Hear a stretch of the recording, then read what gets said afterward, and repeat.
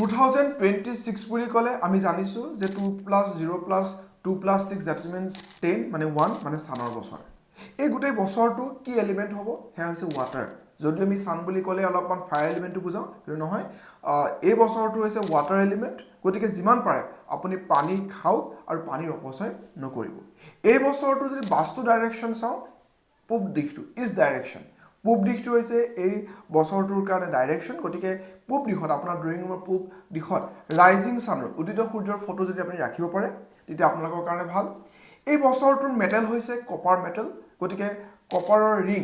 আপুনি তামৰ আঙুঠি আপুনি পিন্ধিব পাৰে বা তামৰ খাৰু আপোনালোকৰ হাতত পিন্ধিব পাৰে এই বছৰটোৰ ক্ৰিষ্টেল হৈছে টাইগাৰ আই আৰু ৰেড জেস্পাৰ টাইগাৰ আই ক্ৰিষ্টেল আপুনি লগত ৰাখিব পাৰে ব্ৰেচলেট হিচাপেও পিন্ধিব পাৰে এই বছৰটোৰ কাৰণে কালাৰ হৈছে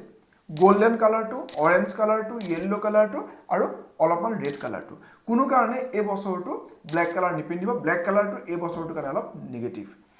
যদি আমি এই বছৰটোত যদি লাল কিতাপৰ ফালৰ পৰা চাওঁ কাৰ লগত সম্বন্ধ ভাল কৰিব পিতৃ বা পিতৃস্থানীয় ব্যক্তিৰ লগত যদি সম্বন্ধ ভাল লাগে তেওঁ কিবা গিফ্ট দিয়ে তেওঁক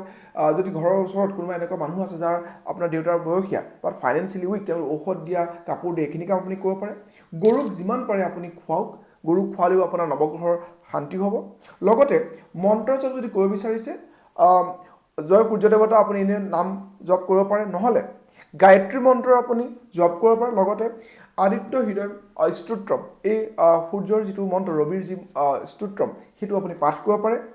ডেইলি সূৰ্য প্ৰণাম কৰক কেনেকৈ প্ৰণাম কৰিব এটা তামৰ পাত্ৰত কুমকুম চাউল আৰু চেনি মিক্স কৰি এটা ৰক্ত জমা দি ৰাতিপুৱা 7টা বজাৰ আগতে যদি সূৰ্য প্ৰণাম কৰিব পাৰে আপোনালোকৰ কাৰণে ভাল ঘৰত ছানফ্লাৱাৰ যদি আপুনি পাৰে ছানফ্লাৱাৰ গছো আপুনি ঘৰত ৰাখিব পাৰে আৰু তাবিজ এটা আপুনি বনাব পাৰে সেই তাবিজটো কেনেকৈ বনাব তামৰ এটা আঙুঠি ল'ব তাত বেলগছৰ শিপা ভৰাই পেলাই আপুনি ৰঙা সূতাৰে পুৰুষসকলে সোঁ হাতত মহিলাসকলে বাওঁ হাতত পিন্ধিব নহ'লে ৰঙা কাপোৰতো সেই বেলগছৰ শিপা লৈ পেলাই পুৰুষসকলে সোঁ হাতত মহিলাসকলে বাওঁ হাতত পিন্ধিব পাৰে এই গোটৰ বছৰটো যেহেতু ছানৰ বছৰ যিমান পাৰে আপুনি ডিচিপ্লিন হৈ থাকক অৰ্গেনাইজ হৈ থাকক কাৰণ ছানৰাইজ আৰু ছানছেট যেনেকৈ ফিক্স থাকে আমিও যদি আমাৰ লাইফৰ ৰুটিনখন ডেইলি লাইফখন যদি আমি ফিক্স কৰি লওঁ কনচিষ্টেঞ্চি মেইনটেইন কৰোঁ ডিচিপ্লিন অৰ্গেনাইজ থাকোঁ তেতিয়া আমাৰ কাৰণে খুব বেছি ভাল হ'ব আৰু গোটেই বছৰটো আপোনাৰ কাৰণে সুখৰ যায় তাৰে কামনা কৰি ভিডিঅ'ৰ পৰা মই বিদায় দিছোঁ ধন্যবাদ